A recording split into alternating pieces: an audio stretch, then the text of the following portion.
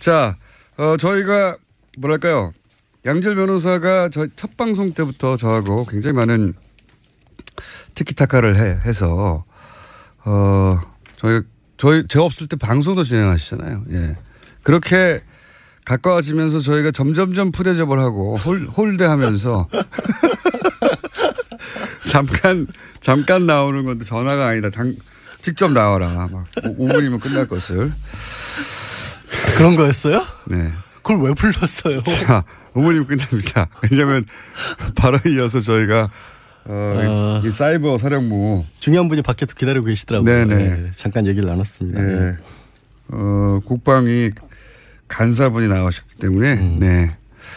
변호사 따위는 자, 오늘 뭡니까? 알았어. 빨리 시간도 짧은데 빨리 제목도 읽을까요? 제가 질문도 제가 다 읽으세요. 뭡니까? 오늘 무슨 이명박 정권을 향해서 네. 이제 어제 박원순 시장이라든가 아니면 방송인 김미아 씨 이런 분들의 고소가 잇따랐지 않습니까? 그분들은 가만히 있기 힘들죠, 사실. 그렇죠. 사실 본인에 이게 관한 이제 얘기가. 짐작만 하는 것과 추정, 짐작, 그리고 그렇게 생각만 하는 것과 문서가 튀어나오는 순간 느끼는 감정은 완전히 달라요. 왜냐하면 이제 그분들이 검찰에 들어가서 봤더니 자기네들을 어떻게 탄압을 해라라고 국정원만이 만들어낸 문건을 봤다는 거죠. 눈으로. 자기가 그대로 당했고. 그렇죠. 겪은 일이 그러려니 했다가 말씀하신 것처럼 네. 실제로 이게 국정원 지시로 이뤄진 거라면 도저히 가만히 있을 수 없다. 또 박원순 시장 같은 경우는 이미 2013년도에 이른바 이제 박 시장 제안 문건이라는 걸로 고소고발을 했었는데 당시에 검찰에서는 그 문건이 폰트가 좀 다르다.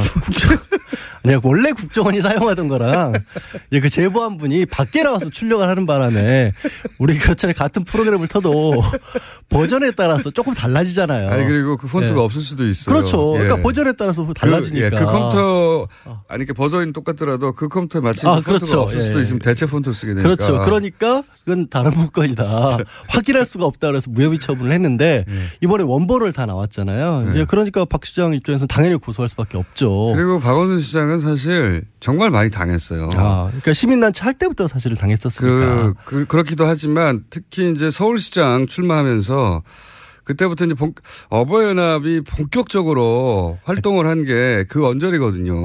저는 정말 박 시장님 얘기를 하면 그 왜 병원에 기자들이 밖에서 기다리고 있는데 들어가서 엑스레이 사진 찍었는데 그것도 안 믿겠다고 자꾸 재검하자 그런 거. 이런 것들은 정말 사람을 2번, 3번 죽이는 일이었잖아요. 국정원 원세훈 그 당시 원장이 사실은 이명박 서울시장 시절부터 쭉 정무부시장이었던 거예요. 부시장이었고 행정부 장관 했었고. 그러니까 서울시장 다음은 대통령 이런 그렇죠. 인식이 머릿속에 있다 보니까 야권의 서울시장 후보들에 대해서 집중적으로 공략을 했던 걸로 보여지고요. 문건 자체가 여권 주요 인사 야권 당시 야권이 있으니까 잠재 가능성이 있으므로 제압해야 한다는 식으로 나와 있어요. 그렇게 제압이라는 단어도 사용이고 그러면서 제일 먼저 동원됐던 게 이제 어버이연합이거든요. 근데 어버이연합, 엄마부대 이런 데들이 나오죠. 그때는 엄마부대는 본격적으로 활동하지 않았습니다. 제가 어버이연합의 활동 역사를 아주 자세히 알고 있는데 그때 어버이연합이 그 박원순 시장 출몰하는 지역이에요. 출몰하는 지역 나타나가지고 박 시장이 무슨 범죄자에 출몰을 하게.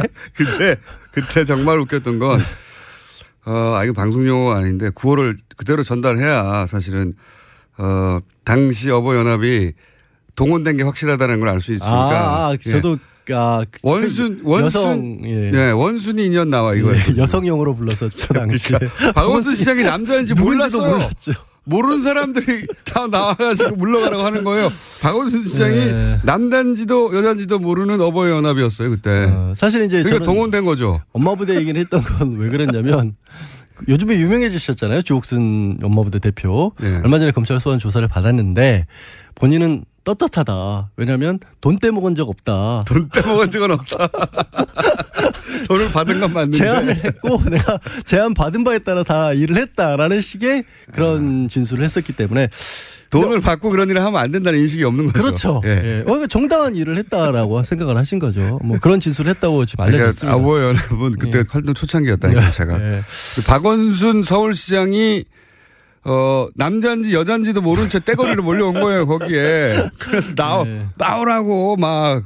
하여튼 이제 오늘 주제는 그건 아니고 박원순 시장님은 남자분 맞습니다. 저도 몇 번 뵀는데 남자분이 확실하고요. 근데 이제 이게 이제 결국에는 향하는 게 이명박 예, 대통령을 향해서 가고 있잖아요. 그러다 보니까 이제 이명박 대통령 측근 쪽에서는 이게 이제 뭡니까? 정치적 보복이다. 정치적 보복이고 국정원이 근거도 없이 기밀을 누설하고 있다라는 이거는 이제 이명박 대통령이 직접 내놓은 건 아니고요. 뭐 측근으로 알려진 사람들이 언론을 향해서 주장하고 있는 건데. 그럼 측근이 혼자 알아서 했을까요? 알아서 했겠죠. 지금 입장 발표를 안 하고 있잖아요. 아니 왜냐하면 원세훈 전 원장이 이미 지금 유죄 판결을 받았고 그거는 공직선거법이나 정치자금법 위반, 국정법 위반이니까 좀 떼낼 수 있다고 쳐요. 근데 이번에 언론 탄압이라든가 연예인 문건 같은 경우에는 피해자들이 명백하게 있잖아요. 공무원의 불법 피고인에서 평상시처럼 한 20분 시간이 되신 줄 아나 본데. 예. 빨리 앞으로 5분밖에 안 남았어요. 빨리빨리 얘기해주세요. 그러니까 말을 끊지 마세요 중간에. 그렇게 피해자들이 명백하게 있는데 중간에 자기 직속 보하잖아요. 대통령 직속기관이잖아요. 국정원은. 그 국정원에 유일하게 보고할 대상이 대통령입니다. 그렇죠. 국정원이 불법 행위를 해서 피해자가 나왔다라면 이거는 국가배상 책임을 져야 될 문제일 수도 있어요. 관리자 책임을 물어서. 당연히 국가배상 책임을 지금 소송도 그렇게 한다는 거예요. 그렇죠. 민사하고 형사하고 나눠서. 그러면 이런 정도 상황이면 관여를 안 했더라도 설마 정말 아무 상관이 없어 원전 원장이 알아서 했더라도 부하 직원 잘못했다라는 얘기는 나와줘야 되는데 대통령으로서 책임을 통감한다. 그렇죠. 뭐 이렇게. 오히려 정치보복이라는 얘기가 나오고 있다라는 거죠. 근데 기밀 누설이라는 얘기는 근거가 전혀 없는 게 현재 그 국정원에서 2개 TF가 가동 중이에요. 개혁위가 하나 있고 적폐청산 TF가 있는데 적폐청산 TF가 지금 실제 국정원 내부의 서버들을 보고 있는 거죠. 저는 이 사건도 박 전 대통령 사건이랑 많이 유사하다고 보는데 그때 당시 컴퓨터 사용했던 것들이 메인 서버에 그대로 저장돼 있다는 것을 아마 몰랐던 사람들이 좀 있는 것 같아요. 하여튼 그래서 그 메인 서버에 있는 것들을 다 들여다보고 있는데 이거는 현재 국정원장이 내부 직원들하고 외부에서 파견 나온 검사를 동원을 해서 법적 근거가 있다는 말씀이죠. 법적 근거가 당연히 있다는 거죠. 너무 길게 얘기하지 마시고요. 법적 근거가 있다. 그리고 오케이. 정치 보복이냐? 정치 보복이다. 정치 보복이라면 없는 걸 만들어내거나. 그렇죠. 있지도 않은 사실을 조작해서 뒤집어 씌울 때 뒤집어 씌우거나 아니면 정말 콩알 많은 걸 가지고 정말 매주를 쓸 때 정치 보복이라고 하는데 지금은 있는 사실 그대로 나오고 있는 것뿐이거든요. 여기에 대해서는 두 가지다. 문서만 가지고 들이대고 있고 피해자들이 나와서 내가 이렇게 피해 당했다고 하는데 그 피해가 고스란히 문서에 써 있는 계획이야. 그렇죠. 계획이 실행된 결과로 그 피해자들이 나도 당했다고 나온 거거든요. 저도 이거 지금 들고 있는 게 그때 당시 KBS 추진방안 문건인데 말들이 정말 웃겨요. 음모 분쇄, 편파방송 획책, 뭐 고강도 인적 쇄신. 그러니까 그야말로 도대체 이런 말들까지 써가면서 방송사 연예인들에 대해서 탄압을 해야 될까 싶을 정도인데. MBC 시사방송 없애라고 하는 거 없어질 때 우리가 저거 이제 시사방송 다 없앴다라고 결과를 가지고 말했는데 이게 틀림없이 이제 정권에 불편할 방송들을 없앤 거라고 했는데 그게 계획에 의해서 실행됐다는 거 아닙니까? 그게 이제 세부 추진 방안 중에 시사 프로, 시사 매거진 PD 수첩, 편파 방송 주도를 황골 탈퇴해야 된다. 손땡땡 반드시 교체. 이런 손석기 사장. 아니 손땡땡이라고 돼 있다니까 왜 그러세요? 그거는 반드시 교체 이런 식으로 돼 있단 말이에요. 언론에 배포할 때 그렇게 한 거고요.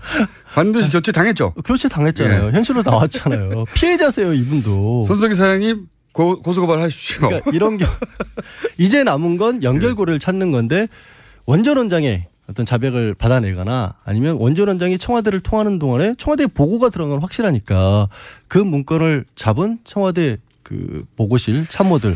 근데 대통령 아마도 독대했을 텐데 독대 시에 문서를 들고 가서 주고 받고 하진 않았을 것 같아요. 근데 가능성이 있는 게요. 그거를 뭐 남기지는 않았을 거예요. 근데 이거는 다른 사안입니다만 지금 김관진 전 국방장관에게 보고했던 문건들 같은 내용들이 김관진 장관에게 남아있지는 않은데 누가 가서 내가 김관진 장관에게 보고했다라고 일시하고 문건 내용까지 적은 식으로 그러니까 기억이 나는 거예요. 김관진 국방장관이 대통령에 보고할 문서를 내가 들고 와서 김 장관에게 보고했고 그래서 그 문서를 들고 갔다. 뭐 확인했다. 이런 식의 것들이 나온다라는 거예요. 그 간접적으로. 그런 것들이 좀 쌓인다라고 한다면 늘 얘기하다시피 가리키는 정황 화살표가 너무 많고 뚜렷하다면 피할 수 없을 수도 있죠. 확인해야 되지만. 그러면 지금 양 변호사님의 추정으로 마지막 질문인데요. 네. 이명박 전 대통령이 요 사건 관련해서 소환될 거라고 보십니까? 저는 가능성이 굉장히 높아져 가고 있다. 높아져 가고 있다. 국정원 나왔고 군이 나왔잖아요, 벌써. 일단 근데 이제 그 민사 형사를 이 피해자들이 다 걸었기 때문에 최소한 참고인 조사로라도 받아야 될 상황이 되어가곤 합니다. 그렇죠. 최소한. 네. 네. 당사자니까 사실은 이제 고소의 당사자죠. 참고인으로 불릴지 뭘로 불려올지 문제 소환 가능성이 좀 높아지는 것 같아요. 근데 명확한 건 좀 찾긴 해야 될 거예요. 그래 어쨌든 국정원 전직 대통령이고 추정이나 혹은 주장만으로는 소환되지 않을 것 같고요. 좀 구체적인 문서가 나와야 소환될 것 같은데 이제 가시죠. 갈게요. 지금까지 몸과 마음이 순수한 양지열 변호사였습니다. 이것도 제가 합니다 이제. 다음 주에 뵙겠습니다. 건이다. 확인할 수가 없다 그래서 무혐의 처분을 했는데 이번에 원본을 다 나왔잖아요. 네. 그러니까 박 시장 입장에서는 당연히 고소할 수밖에 없죠. 그리고 박원순 시장은 사실 정말 많이 당했어요. 그러니까 시민단체 할 때부터 사실은 당했었으니까. 그렇기도 하지만 특히 이제 서울시장 출마하면서 그때부터 이제 어버이연합이 본격적으로 활동을 한 게 그 언저리거든요. 저는 정말 박 시장님 얘기를 하면 그 왜 병원에 기자들이 밖에서 기다리고 있는데 들어가서 엑스레이 사진 찍었는데 그것도 안 믿겠다고 자꾸 재검하자 그런 거. 이런 박원순 시장이라든가 아니면 방송인 김미아 씨 이런 분들의 고소가 잇따랐지 않습니까? 그분들은 가만히 있기 힘들죠 사실. 그렇죠. 사실 본인에 관한 이게 이제 짐작만 하는 것과 추정, 짐작 그리고 그렇게 생각만 하는 것과 문서가 튀어나오는 순간 느끼는 감정은 완전히 달라요. 왜냐하면 이제 그분들이 검찰에 들어가서 봤더니 자기네들을 어떻게 탄압을 해라라고 국정원만이 만들어낸 문건을 봤다는 거아니에요. 눈으로. 자기가 그대로 당했고. 그렇죠. 겪은 일이 그러려니 했다가 말씀하신 것처럼 실제로 이게 국정원 지시로 이뤄진 거라면 도저히 가만히 있을 수 없다. 또 박원순 시장 같은 경우는 이미 2013년도에 이른바 이제 박 시장 제안 문건이라는 걸로 고소고발을 했었는데 당시에 검찰에서는 그 문건이 폰트가 좀 다르다.